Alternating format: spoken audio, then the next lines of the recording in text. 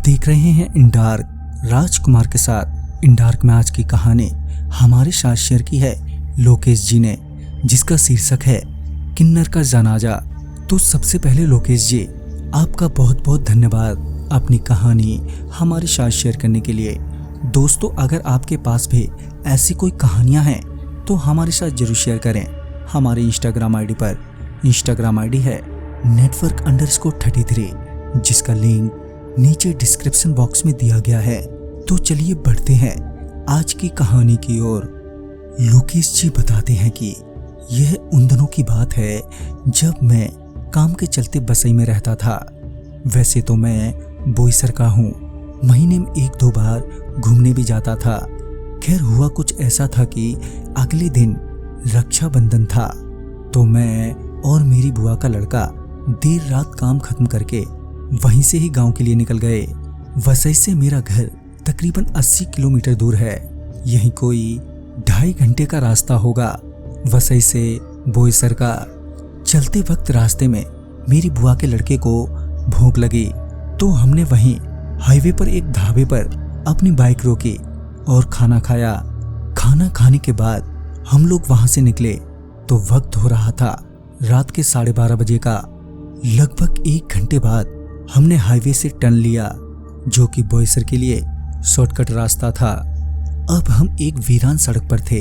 Highway पर तो इक्का दुक्का गाड़ियां दिख भी रही थी, मगर शॉर्टकट रास्ते से गुजरते वक्त एक कानी चिरैया भी नहीं थी सिवाय हम दोनों के। चहल पहल ना होने की वजह से हमें डर तो लग रहा था, मगर हम 2 लोग थे, जिस वजह से आपस में ही हमारी हिम्मत बंधी हुई थी। चलते चलते अब हमने 3-4 गांव पार कर लिए थे। हम बातें करते हुए आगे ही बढ़े जा रहे थे कि तभी रास्ते में हमें एक वृद्ध व्यक्ति दिखा, जो हमें गाड़ी रोकने का इशारा कर रहा था। वैसे तो मैं भूत प्रेत इन सभी बातों पर विश्वास नहीं करता, पर उस वृद्ध को देखकर एक बेचैनी सी हो रही थी, जिस वजह से मैंने न जाने क्यों मना करते हुए कहा, गाड़ी मत रोक, भगा गाड़ी। इतना कहते ही भाई ने बाइक को 60 से 100 की स्पीड में भगाना शुरू कर दिया। स्पीड में चल रही बाइक पर तेज हवा ने कानों को घुक कर दिया। हमें कुछ भी सुनाई नहीं दे रहा था, पर मैं किसी तरह से अपने आप को बाइक पर संभाले हुए था। अब हम कुछ दूर पहुंचे ही थे कि एक औरत अचानक ही बीच रास्ते पर एकदम से खड़ी हो गई।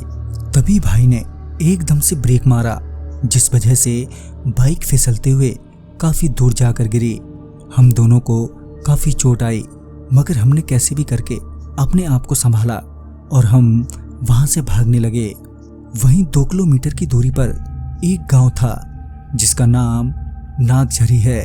गांव को देखते ही हमें थोड़ी राहत मिली। गांव में घुसते ही हमें एक वॉचमैन मिला। हमारी बिगड़ती हालत को देखकर उसने पूछा, तो हमने सारी बात उस वॉचमैन को बताई। हमारी बीती घटना सुनने के बाद वॉचमैन ने कहा, तुम्हारी किस्मत अच्छी है। वैसे तो वो किसी को दिखती नहीं, पर वो तुम्हें दिख गई, इसलिए वो तुम्हारा पीछा अब नहीं छोड़ेगी। ये सुनकर अब मेरे होश ही उड़ गए और लड़खड़ाते हुए बोला, अब क्या होगा, हम कैसे बचें? तभी उस वॉचमैन ने कहा, तकरीबन 1:30 बजे यहाँ से 10 से 15 लोगों की टोली जाएगी, जिन्हें तुम्हें छिप कर देखना होगा। अगर उन्होंने तुम्हें देख लिया तो वो तुम्हें भी ले जाएंगे।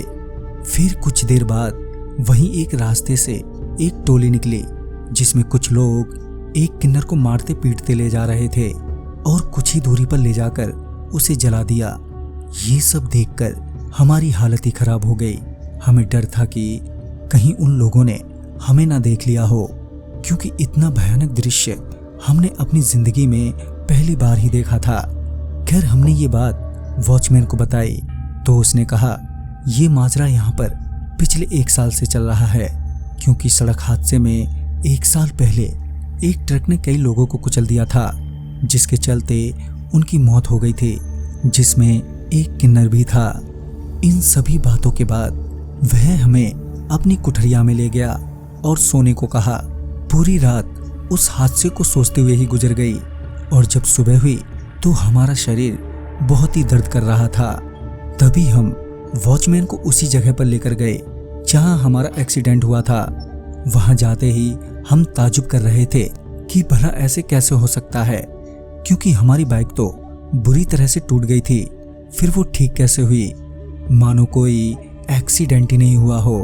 फिर हमने जल्दी से अपनी बाइक ली और वहां से घर की ओर निकल गए। तो दोस्तों, इस कहानी में बस इतना ही। कहानी आपको पसंद आई हो तो लाइक शेयर करें और साथ ही हमें कमेंट बॉक्स में जरूर बताएं।